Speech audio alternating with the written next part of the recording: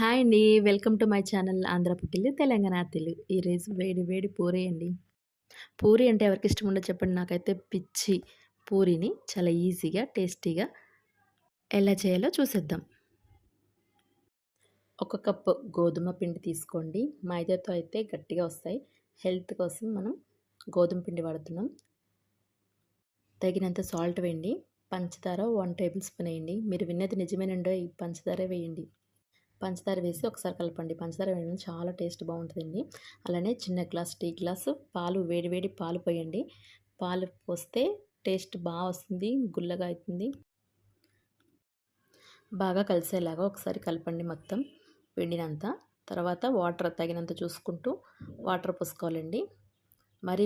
మరీ పలుచగా కాకుండా మరీ గట్టిగా కాకుండా కలుపుకోవాలి. 5 మినిట్స్ పిండిని ఇలా కలపండి.